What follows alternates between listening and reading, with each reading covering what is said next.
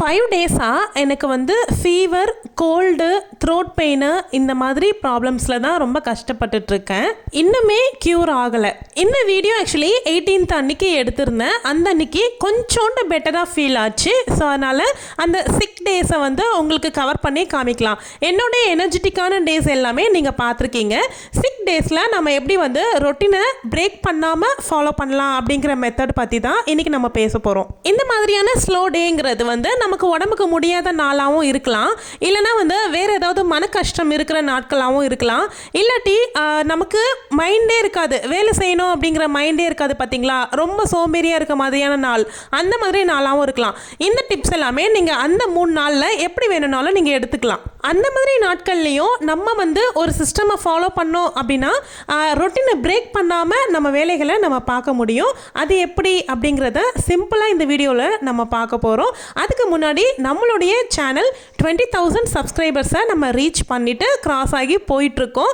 அதுக்கு உங்கள் எல்லாருக்குமே ரொம்ப ரொம்ப நன்றி. எனக்கு தொடர்ந்து சப்போர்ட் பண்ணிகிட்ருக்கேன் நீங்கள் எல்லாரும் தான் ஃபஸ்ட்டு காரணம். ஒவ்வொரு சப்ஸ்கிரைபர்ஸுமே எனக்கு ரொம்ப ரொம்ப முக்கியம். ஒவ்வொரு சப்ஸ்கிரைபர்ஸும் ஆட் ஆகும்பொழுது உண்மையாகவே இப்போ வரைக்கும் நான் ரொம்ப சந்தோஷப்பட்டுக்கிட்டு தான் இருக்கேன். 0லேருந்து 20,000 சப்ஸ்கிரைபர்ஸ் கொண்டு வர்றதுங்கிறது, அதுவும் ஆர்கானிக்கான முறையில் ரொம்ப ரொம்ப கஷ்டப்பட்டுருக்கேன். அதுக்காக இந்த பயணம் இன்னும் தொடர்ந்து அடுத்த கட்டத்தை அடையிறதுக்கு நீங்கள் எல்லாரும் எனக்கு துணையாக இருங்க. Welcome to my channel. நான் உங்கள் பிரியா. என் சேனலை சப்ஸ்கிரைப் பண்ணி தொடர்ந்து ஆதரவு கொடுத்துட்ருக்க உங்கள் எல்லாருக்குமே ரொம்ப நன்றி. இனிமேல் சப்ஸ்கிரைப் பண்ண போகிறவங்களுக்கும் ரொம்ப ரொம்ப நன்றி. எப்போவும் என்னுடைய டு டூ லிஸ்ட்டில் 12லேருந்து 13 வேலைகள் எப்போவுமே எழுதுவேன். ஆனால் அன்னைக்கு ஸ்லோவான டே, ரெக்கவரி டேங்கிறதுனால ஒரு 7 பேசிக்கான வேலையை மட்டும் எழுதிக்கிட்டேன். இந்த 7 வேலையை இன்னைக்கு நான் முடித்தேன் அப்படின்னா அதுவே போதுமானது. என்னுடைய ரொட்டீன் வந்து பிரேக் ஆகாமல் போகும். மண்டே கொஞ்சம் வெளியே போகிற வேலை இருந்துச்சு. வெளியெல்லாம் போயிட்டு வந்ததுக்கு அப்புறமா ஈவினிங் மேலே தான் எனக்கு த்ரோட் பெயினே ஸ்டார்ட் ஆனிச்சு, கோல்டும் ஸ்டார்ட் ஆனிச்சு. அன்னைக்கு நைட்டு ரொம்பவே கஷ்டமாக இருந்துச்சு. மறுநாள் எந்த வேலையுமே செய்யலை. எல்லாருமே வந்து ஹோட்டலில் வாங்கி எடுத்துக்கிட்டு பிரேக்ஃபாஸ்ட்டும் சாப்பிட்டுட்டு பசங்களுக்கு லஞ்சும் கட்டி கொடுத்தாச்சு. அன்னைக்கு வீட்டில் சமைக்கவும் இல்லை. மதியத்துக்கு ஈவினிங்க்கு நான் தூங்கிட்டே தான் இருந்தேன், எந்திரிக்கவே இல்லை, மாத்திரை போட்டு படுத்துட்டேன். இப்படி இருந்த டம்ளரை கூட அப்படி எடுத்து வைக்கல. ஸோ டியூஸ்டே ஃபுல்லாகவே ஃபுல் ரெஸ்ட்டில் இருந்துட்டேன்னா வெட்னஸ்டே மார்னிங் ஒரு 12 o'clock வரைக்குமே அப்படியே தான் இருந்தேன். என்னால் அதுக்கு அப்புறமாவும் வேலை செய்யவே முடியல, தூங்கிட்டு தான் இருந்தேன். அதுக்கப்புறமா தான் தோணுச்சு, நம்ம இப்படியே இருந்தோம் அப்படின்னா சரிப்பட்டு வராது, நமக்காக எதுவுமே காத்துட்ருக்காது. அதாவது லாண்ட்ரியோ இல்லை கிச்சனோ எதுவுமே நமக்காக வெயிட் பண்ணாது, நம்ம தான் அதுக்கிட்ட போகணும் அப்படின்னு யோசிச்சு எழுந்து நான் ஃப்ரெஷ்அப் ஆகிட்டு தலைலாம் பின்னிக்க கூட முடியல, அப்படியே ஒரு கிளிப்பை போட்டுட்டு உங்களுக்காக வீடியோ ஷூட் பண்ணுறதுக்கு ஸ்டார்ட் பண்ணேன். என்னுடைய வேலைகளை ஷூட் பண்ணிக்கிட்டே செஞ்சுக்கிட்டு இருந்தேன். மண்டேவும் வெளியே போயிருந்தேன், டியூஸ்டேவும் எந்த வேலையும் செய்யலை. அப்படிங்கிறதுனால ஆல்ரெடி 2 டேஸாக லாண்ட்ரி வந்து அழுக்கு துணி எல்லாமே நிறைய சேர்ந்துட்டு இருந்துச்சு. ஃபஸ்ட்டு அதை கொண்டு போய் வாஷிங் மிஷினில் போட்டு ஆன் பண்ணிட்டேன் அப்படின்னா என்னுடைய வேலையை முடிக்கிறதுக்கும் துணி துவைச்சி முடிக்கிறதுக்கும் கரெக்டாக இருக்கும். அப்படிங்கிறதுனால ஃபஸ்ட்டு ஒர்க்காக அதை தான் நான் பண்ணியிருந்தேன். நெக்ஸ்ட் வேலை அப்படின்னாவே நம்ம எல்லாருடைய மைண்டுக்கும் எப்பவுமே ரிலாக்ஸ் கொடுக்கக்கூடிய வேலை எது அப்படின்னா பெட் வந்து நமக்கு நீட்டாக இருக்கிறத பார்க்கும்பொழுது நம்ம மைண்ட் வந்து ஏதோ நம்ம வீடு பாதி வந்து ஃப்ரெஷ் ஆகிட்ட மாதிரி நமக்கு ஃபீல் ஆகும். ஸோ அதனால் நான் நெக்ஸ்ட்டு பெட்டை நீட் பண்ணுறதுக்கு தான் வந்துட்டேன். கம்ப்ளீட்டாக நீட் பண்ணல, உதிரியெல்லாம் நீட் பண்ணல, கரெக்டாக பெட்ஷீட்ஸ் மட்டும் கரெக்டாக போட்டு விட்டுட்டு தலகாணி பெட்ஷீட் எல்லாமே மடித்து வச்சுட்டேன். இந்த மாதிரி டேஸில் நம்ம பர்ஃபெக்டாக பண்ணணும் அப்படின்னு நினைக்கிறத விட கன்சிஸ்டண்ட்டாக இருந்தோம் அப்படின்னாவே போதும் அப்படின்னு தான் நினைக்கணும். ஒரு சிலர் இருப்பாங்க, யாராவது ஒரு வேலையை செஞ்சு கொடுத்தாங்க அப்படின்னா கூட அந்த வேலை பர்ஃபெக்ஷனாக இல்லை அப்படிங்கிறதுக்காக திரும்பவும் அதே வேலையை அவங்க எதிர்க்கவே திரும்பவும் செய்வாங்க. அது ரொம்ப ரொம்ப தவறான விஷயம். நமக்கு உடம்புக்கு முடிஞ்சுது அப்படின்னா பர்ஃபெக்ஷனாக ஒரு வேலையை செய்யலாம், தப்பே கிடையாது. நமக்கு உடம்புக்கு முடியலை அப்படிங்கிற பட்சத்தில் நம்ம வந்து மேலோட்டமாக ஒரு வேலையை செஞ்சுக்கிட்டு பார்க்குறதுக்கு நீட்டாக இருக்கா, அது போதும் அப்படின்ற மைண்ட் செட்டை நமக்கு நம்ம தான் கொண்டு வரணும். உடம்புக்கு முடியாத நாளில் ஃபுல் ரொட்டீனை நம்ம ஃபாலோ பண்ணியே ஆகணும் அப்படிங்கிற மைண்ட் செட்டுக்கு போனோம் அப்படின்னா இன்னுமே நம்ம டயர்டாகி வீக் ஆயிடுவோம். அதுக்கு பதிலாக பேசிக்கான ரொட்டீனை ஃபாலோ பண்ணிட்டோம் அப்படின்னாவே போதும், அந்த டே கம்ப்ளீட் ஆன ஃபீல் நமக்கு இருக்கும். மண்டே நைட் அன்னைக்கு பாத்திரமே கழுவல, டியூஸ்டே அன்னைக்கு ஹஸ்பண்ட் வந்து எனக்கு பாத்திரம் எல்லாம் கழுவி கொடுத்தாங்க. அதுக்கப்புறமா விழுந்த பாத்திரம் எல்லாமே அப்படியே தான் இருந்துச்சு. வெட்னஸ்டே அவங்க சீக்கிரமாக ஆஃபீஸ் கிளம்பணும் அப்படிங்கிறதுனால கிளம்பிட்டாங்க. நான் பார்த்துக்கிறேன் அப்புறமா அப்படின்னு சொல்லிட்டு அவங்கள அனுப்பி வச்சுட்டேன். பசங்க தான் எனக்கு வந்து தோசைலாம் ஊட்டியும் விட்டுட்டாங்க. 2 பேருமே நல்லா தோசை ஊற்றுவாங்க. அவங்க 2 பேருக்கும் மாற்றி மாற்றி அவங்க தோசை ஊற்றி சாப்பிட்டுக்கிட்டாங்க. அதாவது மண்டே நைட்டு. ஸோ அவங்க வந்து தோசை ஊற்றுனாங்க அப்படிங்கிறதுனால ஸ்டவ் ஃபுல்லாக மாவாக இருந்துச்சு. ஸ்டவ்வை சுற்றிலும் கவுண்டர் டாப்லேயுமே மாவு, தோசை தூள் இது எல்லாமே போட்டு வச்சுருந்தாங்க. குழந்தைங்க அவ்வளோதானே செய்ய முடியும். அவங்களுக்கு அவங்களே ஊற்றி சாப்பிட்டுக்கிட்டதுங்கிறதே பெரிய விஷயம். அது மட்டும் இல்லாமல் அவங்க எனக்கும் ஊற்றிட்டு வந்து ஊட்டியும் விட்டுட்டாங்க. பசங்க ஒரு வயசு கடந்து வளர்ந்துட்டாங்க அப்படின்னும்பொழுது பேசிக்கான சமையலை வந்து அவங்களுக்கு கற்றுக் கொடுக்கணும். அதாவது என் பசங்க வந்து சேமியா உப்புமா, ரவை உப்புமா, இந்த மாதிரி தோசை, இட்லி இதெல்லாமே நல்லாவே செய்வாங்க. பெண் பிள்ளைங்களுக்கு தான் நம்ம சமையல் கற்றுக் கொடுக்கணும் அப்படிங்கிறது கிடையாது. ஆண் பிள்ளையாக இருந்தாலும் அவங்களுக்கும் நம்ம சமைக்கிறதுக்கு கற்றுக் கொடுக்கணும். ஏன்னா நமக்கு ஏதாவது ஒரு உடம்புக்கு சரியில்லை அப்படின்ற பட்சத்தில் கூட அவங்க செஞ்சு நம்மளை பார்த்துக்குவாங்க.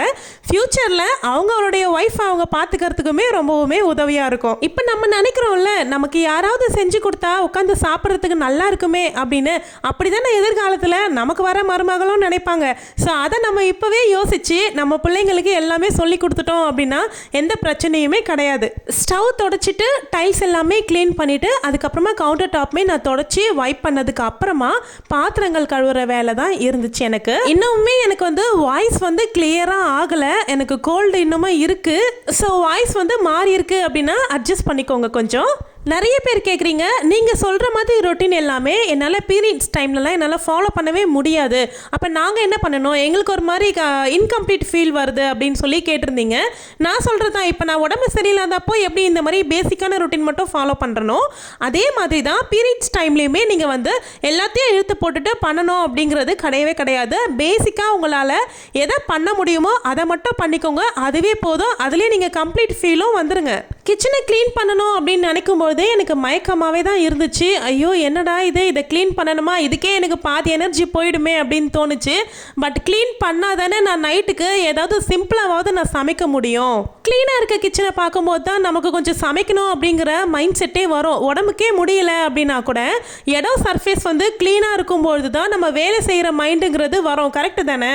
அதே மாதிரி ஒரு சிலர் கேட்டிருந்தாங்க, நீங்கள் கவுண்டர் டாப்பில் வெறும் ஸ்டவ்வை தவிர்த்து வேறு எதுவுமே வைக்க மாட்டிருக்கீங்களே, ஸ்பைசஸ் எல்லாமே எங்கே வைப்பீங்க, ரேக் பக்கத்துலேயே வச்சுக்கிட்டீங்க அப்படின்னா ரொம்ப ஈஸியாக இருக்கும்ல நீங்கள் எடுத்து சமைக்கிறதுக்கு அப்படின்னு கேட்குறீங்க. நான் ஸ்டவ் பக்கத்தில் ஆயில் கேன் மட்டும் தான் வைப்பேன், மற்றது எதுவுமே வச்சுக்க மாட்டேன். ஏன்னா எனக்கு அது வந்து க்ளீன் பண்ணுறதுக்கும் சரி பார்க்குறதுக்குமே ரொம்ப கிளட்டராக இருக்க மாதிரி இருக்கும்.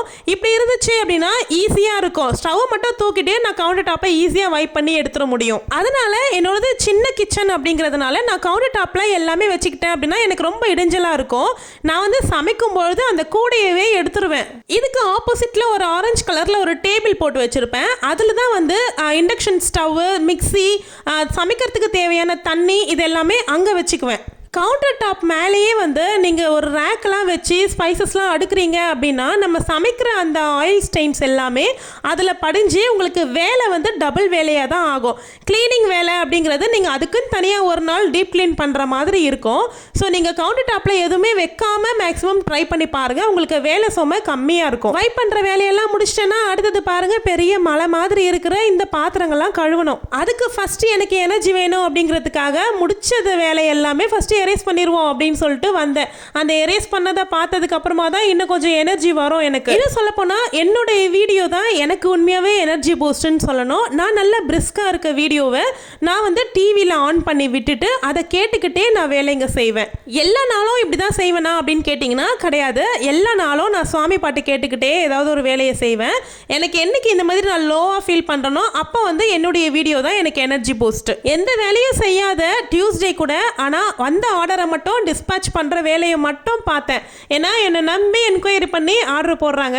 அவங்கக்கிட்ட நான் உடம்பு சரியில்லை அப்படின்ற சாக்கெல்லாம் சொல்ல முடியாதுல்ல, அந்த வேலையை மட்டும் பார்த்துக்கிட்டேன். ஹஸ்பண்ட் கூட சொன்னாங்க, நாளைக்கு டிஸ்பேட்ச் பண்ணுறேன் அப்படின்ட்டு சொல்லியே நீ ஆர்டர் எடுத்துருக்கலாமே, ஏன் ரொம்ப ஸ்ட்ரெயின் பண்ணிக்கிற அப்படின்னு கேட்டாங்க. இல்லை அவங்க ஆசையாக நம்பி ஆர்டர் போடுறாங்க, சீக்கிரமாக கைக்கு வரும் அப்படின்னு தானே நம்பி ஆர்டர் போடுவாங்க அப்படின்னு சொல்லிட்டு அந்த அன்னைக்கு கூட வந்திருந்த 5 ஆர்டரையுமே நான் வந்து பேக்கிங் பண்ணி டிஸ்பேட்ச் பண்ணி அனுப்பியிருந்தேன்.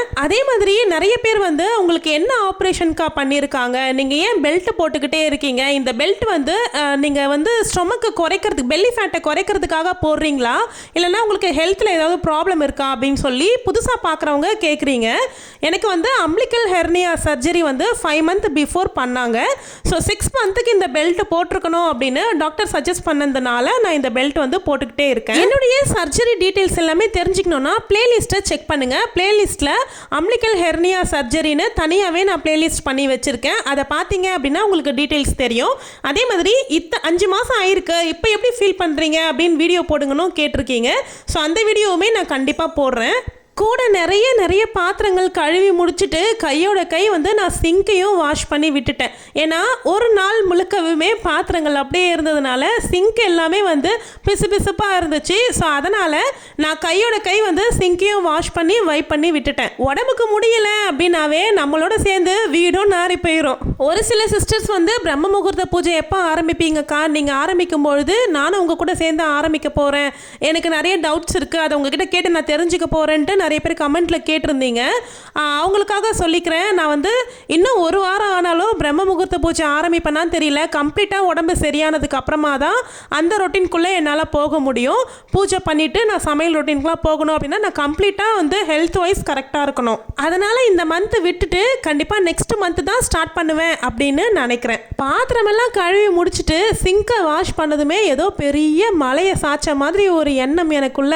அப்பாடா இதுக்கு மேலே நின்றுட்டு ஒரு வேலையை செய்ய முடியாது அப்படின்ட்டு துணி மடிக்கிற வேலைக்கு வந்து உக்காந்தாச்சு. உக்காந்த மாதிரியும் ஆகும், ஏதோ ஒரு வேலை முடிஞ்ச மாதிரியும் இருக்கும் அப்படிங்கிறதுனால உட்காந்துக்கிட்டே செய்கிற வேலைக்கு வந்துட்டேன். எல்லா நாள்லையும் எல்லா வேலையும் முடிஞ்சிருச்சு அப்படின்னா கூட இந்த துணி மடிக்கிற வேலை தான் ரொம்ப டிலேவாக முடிப்பேன். எப்போவுமே லாஸ்ட்டாக வச்சுப்பேன். எல்லா வேலையும் முடிச்சுட்டு உடம்பு டயர்டாக வந்து உட்காந்துருவோம், அப்படா உட்காரலாம் அப்படின்னு தோணும் பார்த்தீங்களா, அந்த டைமில் தான் இந்த துணி மடிக்கிற வேலையவே வச்சுக்குவேன். இந்த வேலைகள் எல்லாம் நான் முடிக்கிறதுக்குள்ளே வாஷிங் மிஷினும் துணி துவைச்சி முடிச்சிருச்சு. ஸோ அதையும் எடுத்து நான் கூடையில் போட்டு வச்சுட்டேன் அப்படின்னா என்னோட பையன் வந்ததுக்கு அப்புறமா மாடியில் கொண்டு போய் காய வச்சிருவான்.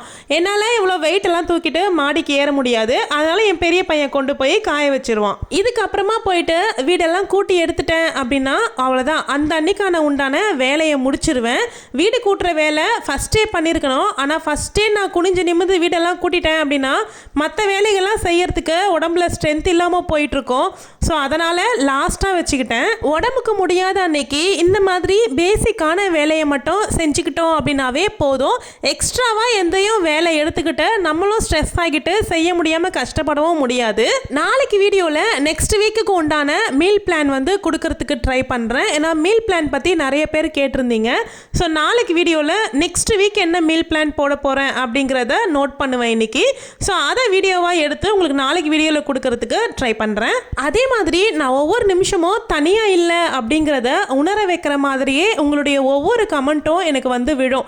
நான் ஒவ்வொரு டைம் ஃபோன் எடுத்து பார்க்கும்பொழுதும் எப்படி இருக்குது அக்கா, இப்போ உங்களுக்கு ஃபீவர் நல்லா கரெக்டாகிருச்சிங்களா, உடம்பு நல்லா இருக்கா, கோல்டு சரியாயிடுச்சா அப்படின்னு சொல்லிட்டு ஒவ்வொரு சிஸ்டரும் எனக்கு கமெண்ட் பண்ணி வைக்கிறத பார்க்கும்பொழுது எனக்கு அவ்வளோ சந்தோஷமாக இருக்கும். ஏதோ என்னை ரொம்ப க்ளோஸாக அவங்க என்னை பக்கத்தில் இருந்து விசாரிச்சுக்கிட்டே இருக்க மாதிரி தோணும். என்னோட ஹெல்த்தை விடாமல் விசாரிச்சுக்கிட்டே இருந்தால் உங்கள் எல்லாருக்குமே ரொம்ப ரொம்ப நன்றிங்க. இந்த வீடியோலேருந்து தான் சேனலுக்கு புதுசாக விசிட் பண்ணியிருக்கீங்கன்னா சேனலை மறக்காமல் சப்ஸ்கிரைப் பண்ணிக்கோங்க. தேங்க்யூ.